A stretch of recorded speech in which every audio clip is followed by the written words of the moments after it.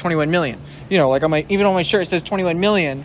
But in reality, there's two things wrong with that. Number one is that it's not actually 21 million. It's actually a little bit less. It's actually, 20 million and it's right. actually a few Satoshis less than 20 million, technically. Yes. And then number two, and this one's even more surprising to people, is that there is no such thing as a Bitcoin. No. There are only Satoshis. Right. Yes. Absolutely. There's only Satoshis. Right. This really shouldn't say 21 million. What's interesting about that is that I believe, correct me if I'm wrong, that Satoshi did actually speak of a single Bitcoin. Yeah. But in reality, yes, there's no such thing as a single Bitcoin. Yeah, There's only exactly. Satoshis. And I think through the Lightning Network, there's even there's smaller units than the Satoshi. So there's the MSAT, there's the Satoshi, which is 1/1,000,000th.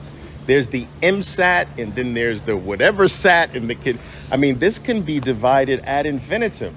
It's programmable money, which is phenomenal. Yeah. I love it. Now, let me ask you this. See, you're excited.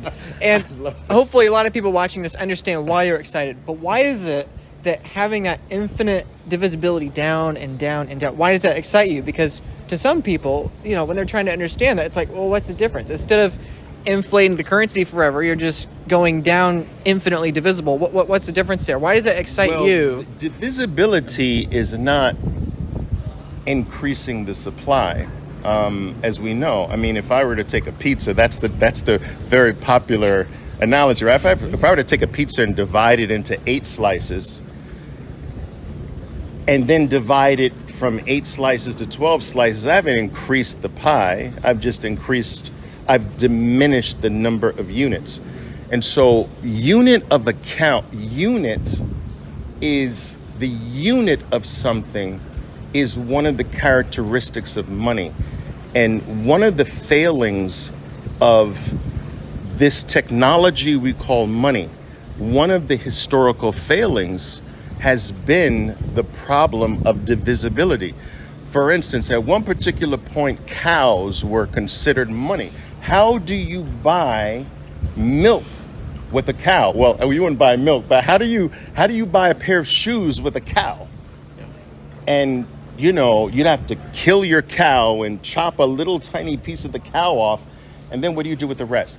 So gold had this problem of divisibility. Cows had the problem of divisibility. This is one of the most important characteristics of money, and for the first time, we have a money that does not have a divisibility problem. We have a money that is infinitely divisible, and it solved forever the divisibility problem. And I think it's important for people to understand that money is a technology. Like, people somehow, or for some reason, they separate money from tech, but money is the ultimate technology.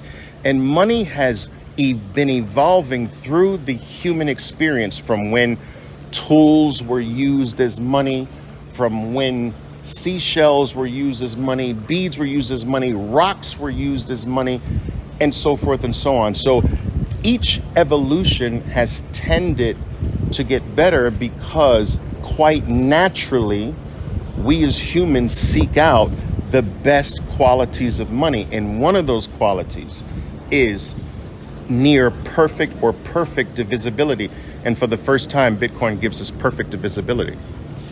So a counter to that, when it comes to that, if I were to ask you, why not just have a digital currency that uses gold? Why make something new and have that be infinitely divisible when I could just have a bar of gold? And with technology, with blockchain technology, we can just create a digital asset that's backed by gold, and that could be infinitely divisible.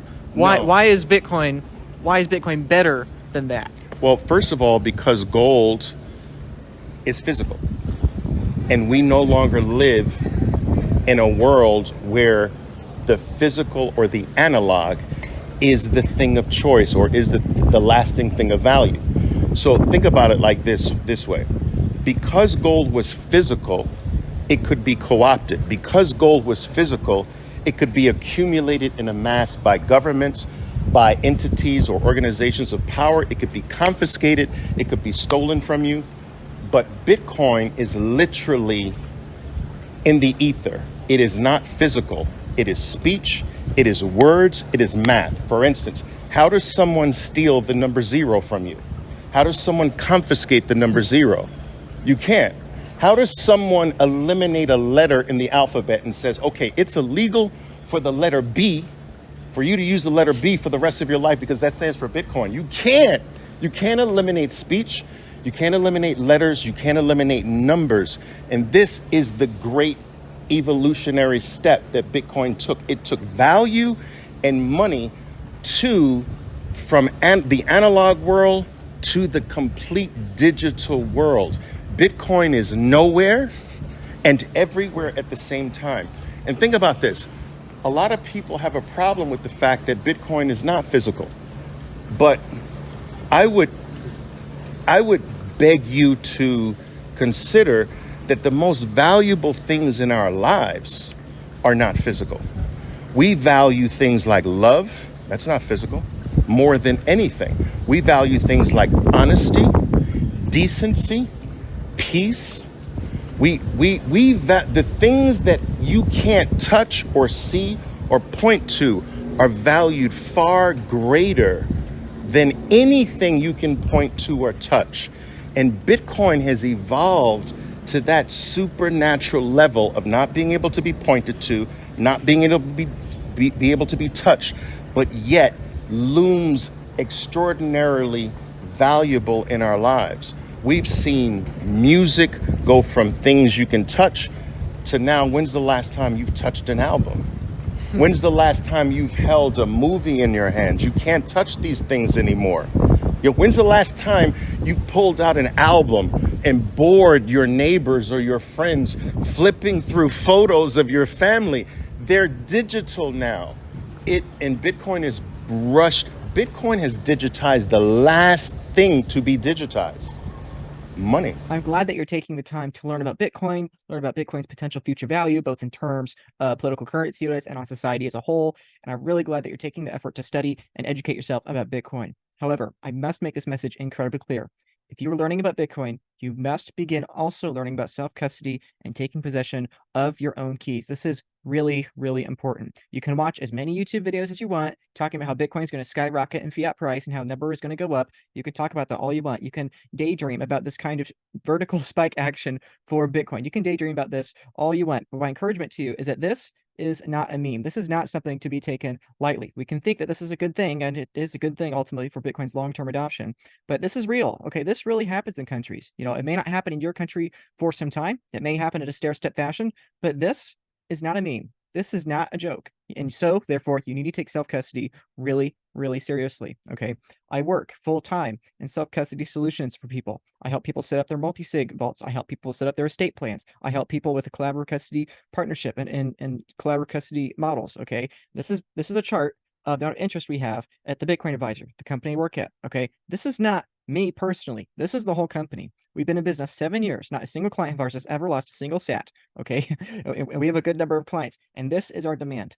My point in showing you this chart, my point in showing you this message right now is that it is increasingly urgent, increasingly important that you begin taking self-custody very seriously. I'm telling you, I'm on the inside of this all day, every day, 6 days a week, and demand for self-custody is skyrocketing, okay? The kinds of clients we have, the number of clients we have, the conviction in the clients we have, it is only going up, okay? And people are booking meetings with me weeks, okay, in advance. In some cases, over a month in advance. And we are in bear market, okay? This chart right here is from October 2023.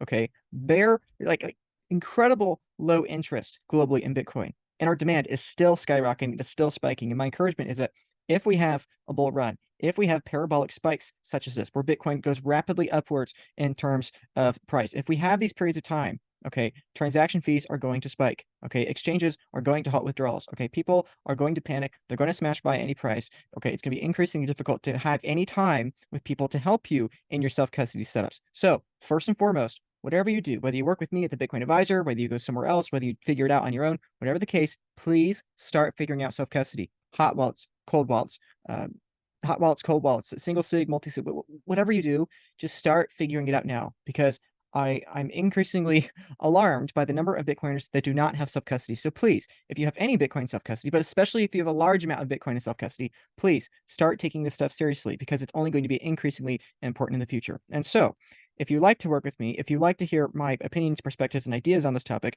you can find me at the Bitcoin Advisor. This is precisely why I work at the Bitcoin Advisor, because I believe this is such an important topic here. Okay. You can find me there. You can have expert guidance on how to self-custody Bitcoin, to buy, secure, and store it properly for the long term. We can have tailored strategies for you, what your long-term vision is, both for yourself, your own individual future, your retirement, and for your future generations as well. Again, multi-sig vaults, estate plans, all these things for you. Okay, you can just book a free meeting with me here, and the link down below in the description. Again, the first consultation is completely free, where we can talk about your priorities and see if there's a value add both for you and for the Bitcoin Advisor as well. And again, our goal is to help you have generational wealth for you and your loved ones and your children without losing sleep. Okay. And that's why not only do you get a free initial consultation, but you have dozens and dozens of pages of education about multi-sig, self-custody, how to store your Bitcoin properly, things to avoid, things to pursue. Okay. Again, dozens and dozens of pages of free education for you to be learning about this increasingly important, increasingly urgent topic. Okay. And then you can learn further about the Bitcoin Advisor and why we provide much more value for half the cost of our competitors. You can learn about all this and more in that link in the description, where you can book a free consultation with me at the Bitcoin Advisor. So again, whatever you do, whether you work with me at the Bitcoin Advisor or you try to figure out on your own, please just start taking action now. Because in a couple of years, higher and higher net worth people are going to be entering the space and demanding self-custody. Okay, more and more companies, more and more charities, more and more pension funds, more and more churches, all these things, all these groups of people, all these entities are going to be coming into Bitcoin very quickly, and they'll be willing to pay the transaction fees. They'll be willing to pay whatever fiat price and get for their sats. They'll be willing to do the self-custody as fast as possible. And so my encouragement to you, again, I'm glad you're enjoying these videos. I really appreciate you subscribing and commenting and being a part of these videos and increasing your Bitcoin education. But please, please, please do not stop at the end of this video. Immediately after you watch the end of this video, please start taking your self-custody seriously, whether that's with me at the Bitcoin Advisor, again, link in the description, or it's on your own. Whatever the case, please just do it. Thank you. Money, human value. That's insane when you comprehend that, right? It's crazy. Well, and I would argue because that is one of the most difficult thing to digitize out there, you know, and right. Perhaps there's something after it will digitize, but to me it seems that is one of the, if not the last thing to be digitized. And that's why for decades people were trying to make it, and finally it seems that we've done it successfully. So that's right. But I want to say one sure, go ahead. One final point, because your question was a good one, and I don't think I nailed the end response to that. Gold. So gold is physical. That's its failing in a new digital society. Nothing of value, of true lasting value, will be physical in the future. I believe that. Now, we did have a system, a token-based system based on gold. Gold was the base layer of money. The token on top of that base layer of value was the US dollar, or became the US dollar. So the US dollar is the token, gold was the value, all right? That system failed because who is in charge of the base layer of the value? And am I a part of that? Can I verify that? Can I see what the total supply is, what the issuance rate of that base value is? Who decides, who controls the base layer of the token? And so Bitcoin has come to fix that. It is, for the first time in history, money, which has historically always been in the hands of a human being or a group of human beings or an organization run by human beings. For the first time in the history of the human race, we have a money that is not in the hands of a single individual human being on Earth, but is available to every single human being on Earth. Wow. That's really powerful. That's powerful. Yeah. That's really great. I think there's so much more there that could be added to that, but I think that ultimately is the most important thing, that it's not in control of a singular human being. That's right. But available to every human being. Yeah. I get a lot of times, Oliver, but with Bitcoin, with one single Bitcoin being at $27,000, how can this not be an asset for the rich? And I think that there's unit bias there, because a single Satoshi today is actually worth 0.00266, something like that, All right, don't quote me on that number, but do the research. But the point is that it's a fraction of a fraction of a fraction of a penny. One Satoshi. So unit bias is dumb in a way, but it's real. But my point is that what was my point, by the way? What was I talking about? Well, you were making the point about unit bias and how it's difficult for people, and that's one of the things that they come to you so about. People come to me often and say, Oliver, this is just something for the rich to speculate on and gamble on because it's $27,000 a coin at this particular point. But I don't, most people look at Bitcoin as something that in the future you're going to have to buy. I believe that there's going to be a point where you can't buy Bitcoin. I believe that we're so early that our grandkids and great-grandkids are going to say, you lived in a world where you could literally buy this?